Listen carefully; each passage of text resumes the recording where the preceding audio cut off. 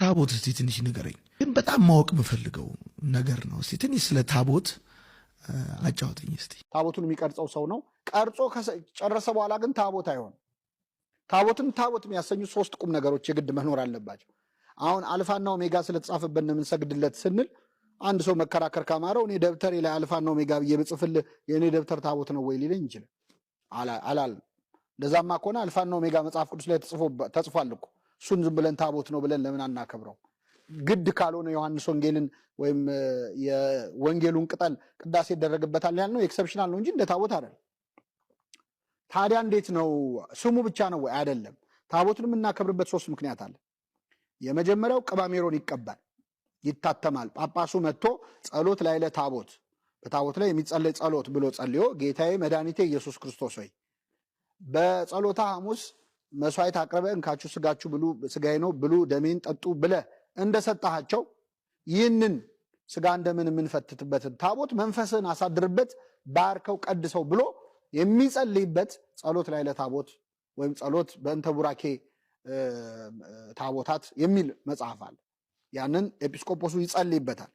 ጸልዮ ሜሮን ይቀባዋል፣ መንፈስ ቅዱስ እንዲያድርበት ማለት ነው። ስለዚህ ታቦቱን ታቦት የሚያሰኘው የመጀመሪያው አልፋና ኦሜጋ የሚለው የክርስቶስ ስም፣ ጉልበት ሁሉ ለኢየሱስ ስም ይስገድ የሚለው ቃል ስለተጻፈበት አንድ። ይሄ ግን ብቻ በቂ አይደለም። በሜሮን መክበር አለበት፣ በቅባ ሜሮን መክበር አለበት። ሜሮን ሲቀባ መንፈስ ቅዱስ ያድርበታል። በታቦቱ ላይ እግዚአብሔር መንፈሱን ያሳድራል። ሶስተኛ ምስጢረ ቁርባን ይደረግበታል። በቀደምት አብያተ ክርስቲያናት የቤተክርስቲያን ታሪክ ስታጠኑ ከነዚህ ከሶስቱ ሁለቱ በተለይ አይቀሩም ነበር። የመጀመሪያው እንዳልኳችሁ ሜሮን መቀባት ነው።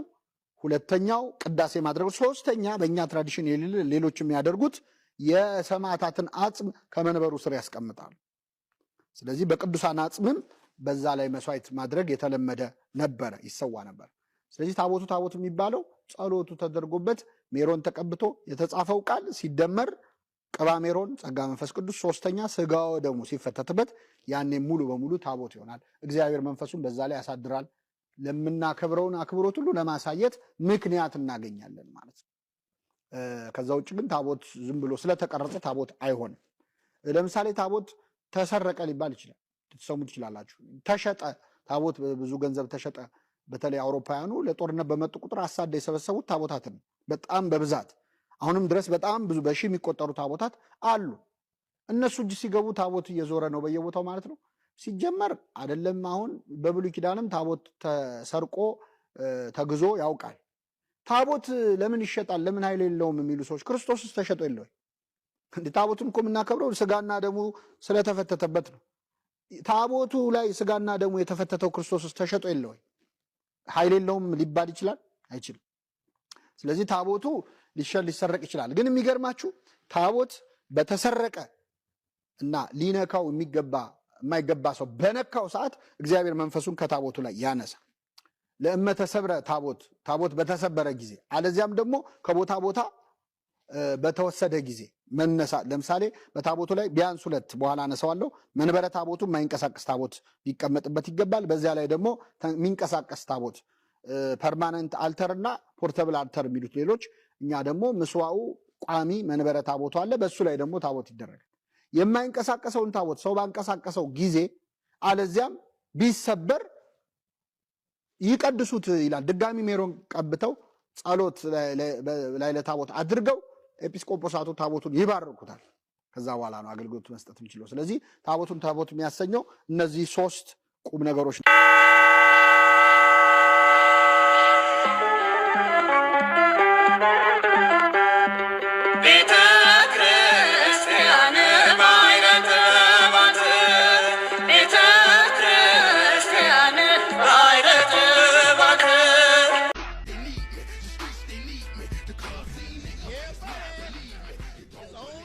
እኛ በራሳችን የምንገነባው ማንነት ረጋፊ ወዳቂ ነው። እግዚአብሔር በእኛ ውስጥ የሚሰራው ማንነት ግን ዘላለማዊ ነው። ጠንክሮ የሚያጠነክር ጎልቶ የሚያጎላ ትልቅ ማንነት።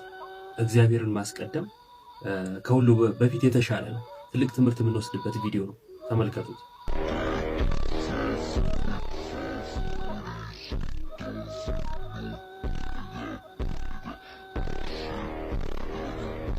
ታዋቂ ቦዲ ቢልደር ነው፣ ፖሊስ ነው፣ የመሳሰሉ ታሪኮች አሉት እና የሰውነት ቅርጹን ምናምን በጣም ብዙ ለፍቶ ምናምን ያመጣው ነው እንደምታዩት እና ብዙ ሰርቷል፣ ብዙም ታዋቂ ሆኗል። ሀብት፣ ዝና የመሳሰሉት ነገሮች አሉ። ብዙ ሰዎች እንደሱ ለመሆን ብዙ መከራ አይተዋል። ዛሬ ላይ እንደምንመለከተው ግን መሄድ እንኳን አይችልም። ለመቀመጥ እንኳን እገዛ ያስፈልገዋል። ያን የሚያክል ሰው እንደዛ ብዙዎች እንደሱ መሆን የፈለጉ በጥንካሬው የተገረሙለት ሰው ዛሬ ግን በክራንች ነው የሚሄደው። ለመቀመጥ እንኳን የሰዎች እርዳታ አስፈልጎታል። እኛ ማለት እንዲህ ነው። መጽሐፍ ቅዱስ የሰው ልጅ እንደ ሳር ነው አይደል የሚለው? በቃ እንደ ጤዛ ጠዋት ታይታ ከሰዓት የማትደገም ማንነት ነው ያለን እና በራሳችን ላይ የራስ ፀጉራችን እንኳን መቀየር የማንችል ሆነን ስናበቃ በሀብት በዝና ባለን የሰውነት ቅርጽ በመሳሰሉት መመካት እንደዚህም አይነት ውድቀቶችን ሊያሳየን ስለሚችል የማናፍርበትን ጌታ ኢየሱስ ክርስቶስን ተመልክተን በሕይወታችን እሱን እየመሰል እንድንኖር የሰውነታችን ማንነት በራሱ ትልቅ ትምህርት ነውና እንማርበት። ብሩክ ኒውስ ማለት ነው። ብሩክ ኒውስ በቃ ዛሬ ዜና ነበበ። እኔ ደግሞ በቃ ልቤ እንደዚህ ዜና ነበበ ነው የምላችሁ ዛሬ ማለት እንዲህ ደስ እንዳለኝ በስንዴ በድጎማ በሽንገላ እና በተለያየ መንገድ ከአውሮፓ የመጡ ሃይማኖቶችን የተቀበላችሁ ሰዎች እና ገግማችሁ ያዛችሁ እነሱ ሀሳባቸውን ቀይረዋል። እናንተ ምን እያሰባችሁ ነው? እኔ ለዚህ ነው ኤንሸንት የሆነው ክርስትና ነው የሚያስፈልገን። እኛ ሞደርን ክርስትና ምን ነው? በቃ ዛሬ ነው ዜና ያነበብከው ማለት ለኢትዮጵያ የሚጠቅም መሰረታዊ ዜና ያነበብከው ዛሬ ነው። መሸለም አለብህ። በቃ ሀሳባቸውን ቀይረዋል። ሰዎቹ እንደማያዋጣው ገብቷቸዋል። ቸርቾቻቸውን ወደ ቢዝነስ ማዕከል ሲጀምር መጀመሪያም ቢዝነስ ማዕከል ነበር፣ ወደ ቢዝነስ ነገር እየቀየሩት ነው፣ ሱቅ እያደረጉት ነው ምናምን። እኛ ሀገር ያላችሁ ሰዎች ይኸውላችሁ ኤክስፖርት ያደረጉላችሁ ሃይማኖት እንደማያዋጣ አውቀው ሀሳባቸውን ቀይረዋል። ሶ ከአውሮፓ ከተለያየ ቦታ አፍሪካዊ ማንነት የሌለው ሃይማኖት ሀሳቡን ቀይሮ ወደ ቢዝነስ እየገባ ስለሆነ ሰዎቹም ሀሳባቸውን ስለቀየሩ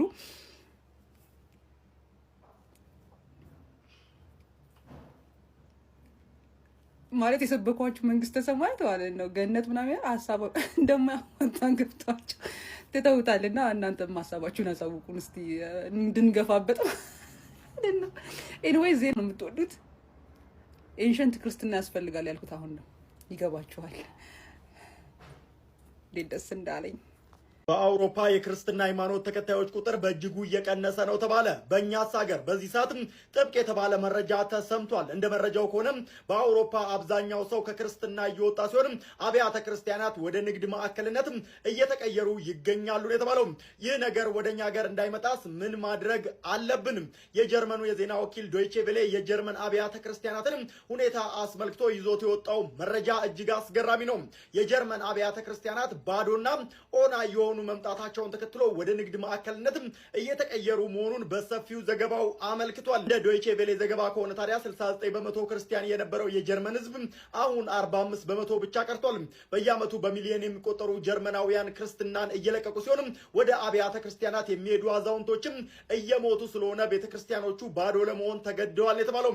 ታዲያ በእኛስ ሀገር ክርስትናን እያቆዩልን ያሉትን የቤተክርስቲያን ሚስጥራትን የያዙ ገዳማትን ማገዝ ይጠበቅብናል። ለነዚህ ገዳማት ደግሞ ድጋፍ በማድረግ ነፍሳችንን እናስደስት። እናም ደግሞ ደግነትን ዛሬ ላይ እንስራ። በሙታንሳ የማር ቅዱስ ሚካኤል አንድነት ገዳም የሚገኙ መነኮሳት አባቶች ከጸሎት መልስ አረፍ የሚሉበት በዓታቸው አሁን ላይ እየተሰራ ይገኛል። የቅዱስ ሚካኤልን ህንፃ ቤተክርስቲያን ለመስራትም ጥረት እየተደረገ ይገኛል። ድጋፍ በማድረግ ካሉባቸው ውስብስብ ችግሮች ፋታ እንዲያገኙ እናድርግ። ከፀሐይ ከዝናብ የማይከላከለውንም የአባቶችን በዓት ሰርተን እናጠናቅላቸው። ታዲያ እኛም በተሰጠን ጸጋ በረከት ነፍሳችንን ደስ የሚያሰኝ ስራ እንስራበት፣ የህሊና ረፍት እናገኝ፣ ውስጣዊ ደስታንም እናገኝ የሚል መልእክት ማስተላለፍ ፈልጋለሁ። ድጋፍ ለማድረግ የኢትዮጵያ ንግድ ባንክና የአቢሲኒያ ባንክ አካውንቶች እዚህ ጋር ከላይ ተቀምጠዋል። እንዲሁም ደግሞ ከታች በተቀመጡ ስልክ ቁጥሮች ደውሉ።